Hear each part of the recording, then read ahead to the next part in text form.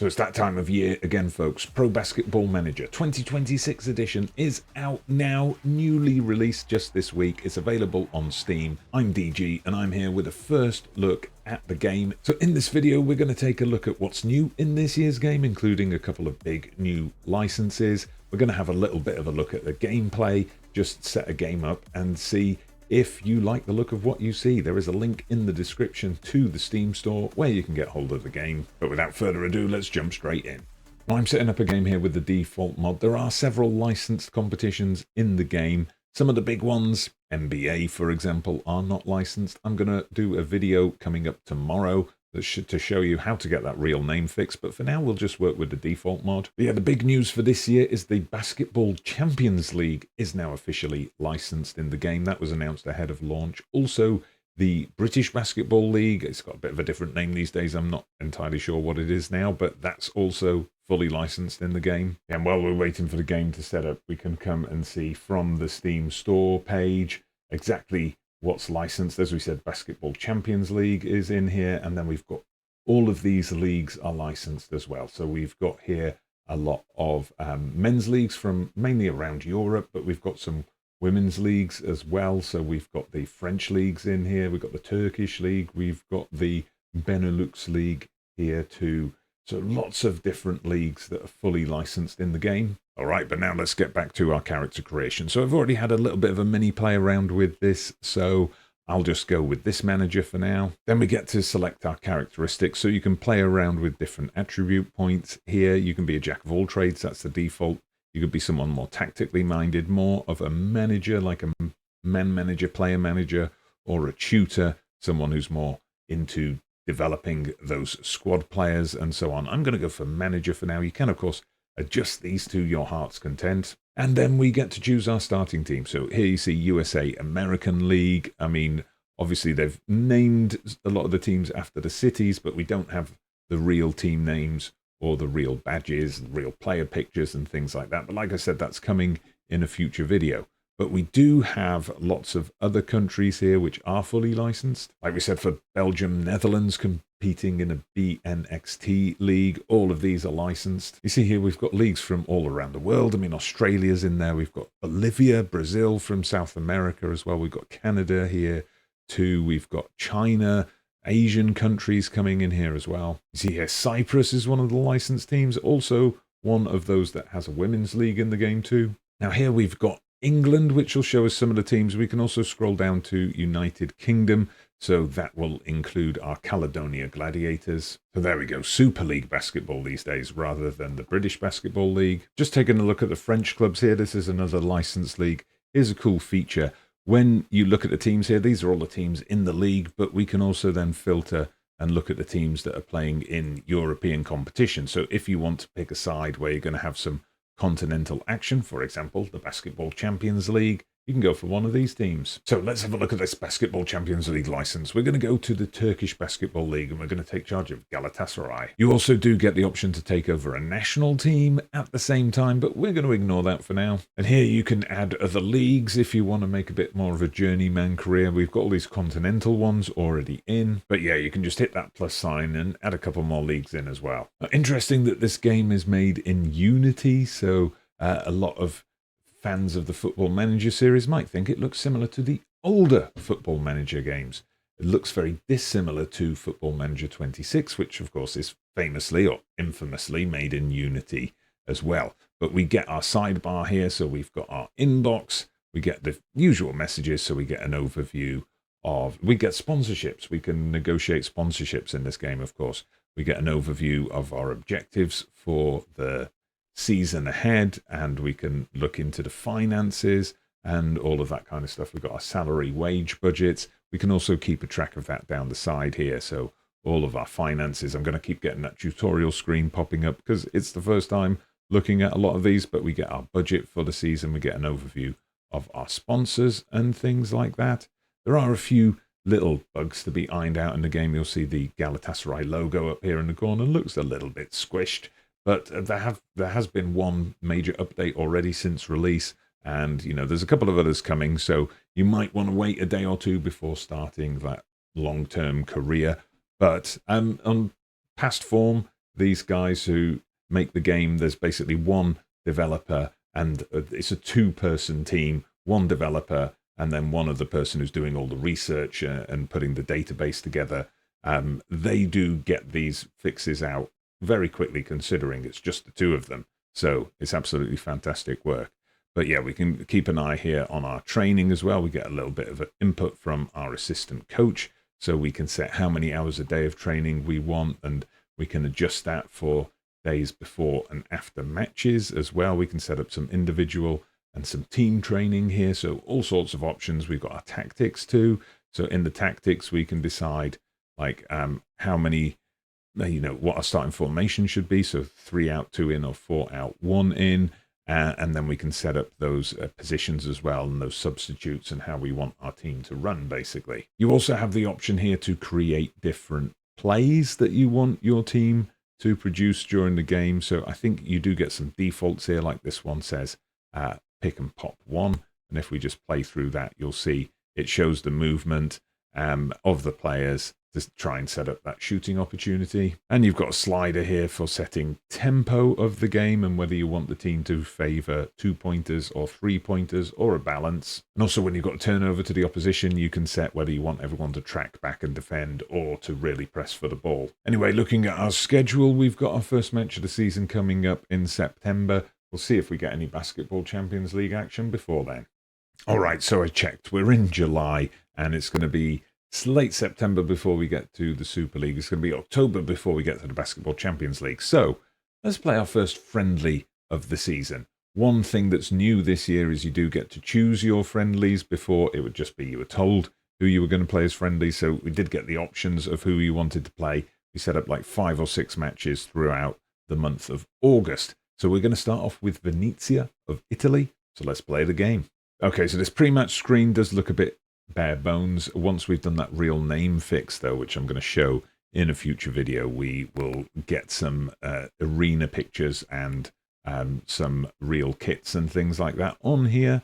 But yeah, we'll come up to that one later. So we get a chance to review our starting lineup before we get into the game. Of course, basketball being the game it is, there'll be heavy rotation of these subs as we play. Now, one thing the developer has said this year, has highlighted this year, is some reworking of the 3D modeling in the match engine. So we can see here definitely, yeah, there's a lot more reflection, I notice, on this court. So the textures do look a little bit different. It's got a kind of warmer tone to it, which is interesting. But let's start the game and see how we do here. The players do look very tall and thin, it has to be said. I do feel a little bit like that Galatasaray logo does feel like it's kind of floating above the center of the court rather than actually in the center of the court. But anyway, let's see if we can get ourselves a positive start here and win this first friendly game in charge. You do get options here. You can play around with the settings a little bit. So camera mode, you do get the option to go 2D if that's what you prefer. You can make that vertical if you want as well. You can go for the court side camera, kind of manager's eye view. Interesting. You can position it across different stands. So you've got a few different options here. You can go for a corner kind of isometric look as well, or you can just go for the TV look. So quite a few different options here. You can also call up little widgets. So if you come here, I can bring up stats for my team and things like that. And you can close those, or you can keep them on if you want. You can look at how the scoring has developed across the game. So lots of little things that you can bring up, lots of little bits and bobs of stats to keep you going. You can drag these around the screen. It's a bit like, I remember this in Football Manager from about 7 or 8 years ago. It used to be an option there. We can shout to our players. Shouts, how about that, eh? We can switch tactics up a little bit on the fly. We can change our defensive strategy here, just like that, at a simple click of a button. We can bring in our offensive tactics and play around with those as well. And then in the bottom corner, we got controls here. We can speed the match up. We can go super fast. We can slow it down to normal speed. We got the option to simulate there. We get the option to simulate just the next play. We can simulate to the end of the quarter. We can quick sim the rest of the game. So we've got all of those options here. If you want to speed things up and you don't want to watch the entire game, or maybe you just want to kind of see how you go up until the final quarter and then micromanage that part of it. So you get plenty of flexibility in how you want to manage this game. We've taken the lead here, 4 points to 2. We do seem to be giving away the fouls, though, which is unfortunate. Okay, but we come up to the end of that first quarter. You see, close game. It's tied at 22 to 22. We can do a team talk here. So we can say, you know, these are fixed. They don't kind of respond. So you can see you've still got the option here. We'll ease off. We're well in front. But obviously, the game's tied at the moment. So I'm just going to go with encourage. Then you can talk to the individual players as well. Calm. Tell them to calm down. You can congratulate them. So you do get those. It's basic, but you've got those individual team talk options. We can make substitutions at halftime as well. So obviously we want to keep that rotation, keep our players fresh. So Mr. Palmer Jr., I think, needs to come off. And we're going to bring on Ridvan Ongel in his place. And then we might want to look at bringing off Yashar as well, because he's looking, we'll bring him off Dalgala. That's a like-for-like swap, I think. So where's Dalgala? There we go. Validate that. Get them out there nice and fresh for this next quarter of play. So we've got Venezia on the ball again. They have missed their shot. So now we've got, we had the opportunity there to take an early lead in this half, but we kind of blew it. There's one thing about the game, and this was present in previous years, when those fouls are called, there's this kind of break in the game while you're waiting for the referees to make their call, which can be, sometimes I think that's a little bit longer. I'd love it if there was a quicker way for them to get through that. Anyway, we've slipped behind a bit here as Venezia sunk a 3-pointer there. We've only scored a 2-pointer in return. This guy, Kohler, he's a refreshing sight for the team, if you know what I mean. But they went for another 3-pointer and missed it, so we got a chance here to take the lead. Come on, boys. You can do this. Let's go. I think looks like now we got called for travelling. I was hoping we were going to draw the foul there. But yes, this is kind of what the game looks like, and this is how you can go about managing it. You can use this sidebar here to do some substitutions without having to exit the game. There you go. We've managed to close the deficit to 1 point again. That's good. I do kind of like to play on this speed at this point of the game, so the double speed. The quadruple speed can be a little bit much. But certainly this helps us get through those referee calls a little bit faster. And then I'll slow it down every so often when we want to micromanage that final quarter as we sink a 3-pointer to tie the game up. Game on here. Game on. And we got the chance now to take the lead. So let's have a look how we play this. Oh, Cummings went for it, but he missed. All right. So both teams, you know, it's very evenly matched here so far. Both teams missing quite a bit in this second quarter. There you go. We've finally taken the lead. Now we're going to have to look at making a couple of swaps, I think, and I'll catch up with you for the final quarter. All right, so we're back for the final 2 minutes, and it looks like we're going to be losing this one. We did go into a decent lead at the halfway point, but we were terrible in the third quarter, and we've just been unable to close the gap here in this final quarter. So, yeah, we go even further behind there. But yeah, do need to get to grips with the game a little bit. I don't think I was rotating my team frequently enough and things like that. So just have to get back into the swing of doing that kind of thing and hopefully, you know, start picking up the wins. So do stick around after the match because we are going to have a quick look at some of the other elements of the game that I didn't get the chance to show you beforehand.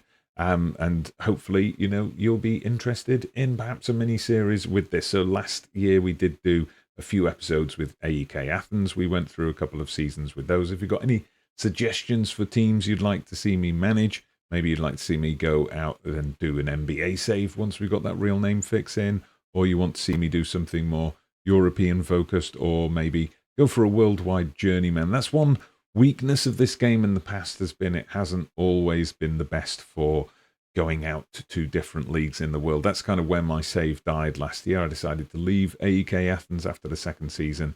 Ended up I could only get a job in the Dominican Basketball League, of all places, and then all the teams there only had a few players available and things like that. So that was a little bit strange. I don't know why. The ball was kind of suspended in midair there and our guy was floating around. But anyway, that's the end of the game. So that's kind of what the game looks like. It definitely does feel that the match engine has a little bit more polish, a little bit more sheen to it than it did previously. So just to look at some of the other things here, obviously we've looked at tactics and training. We can have a closer overview of our players, and we've got the star ratings for them. We get some team chemistry in. This is something that's been a bit rejigged this year, chemistry and morale. So those are more important, you know, your kind of squad dynamics in Football Manager speak.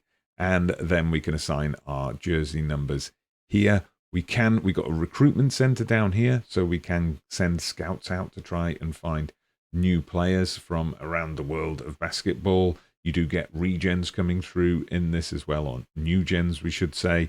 So there's a few different players that we could get into. We could go to the European transfer market to try and hunt people down. We've got a staff page as well, if we just click through that. So as you can see here, we don't have a very comprehensive staff at the moment, just a couple of assistant coaches, so we can look to add some more people there. We can get a look at our trophies that we've won over the years and things like that. So you see Galatasaray were actually runners-up in the basketball championship, Champions League last year in real life. So all sorts of things we can have a look at here, transfer histories and all of that. Facilities, now this is something that stayed from last year. You get this kind of almost Sims-like overview of your arena, and then you can add and develop all these facilities around. You can build up the youth academy, get the investment in all of those things as well. So that kind of helps add to that feeling of building your club, the fact that you've got this visual on, you know, expanding the arena and building up a bigger training center and adding in more public transport and things like that around. But of course, you've got to keep an eye on those finances as you do it. So that is a very quick overview of Pro Basketball Manager. Do drop a like on the video if you've enjoyed that, and let me know in the comments, like I said, any leagues you would like me to load, any teams you would like to see me play as part of a career. And yeah, we'll get into it. Keep an eye out for that real name fix as well. So I'm DG. Thank you for watching. See you again soon.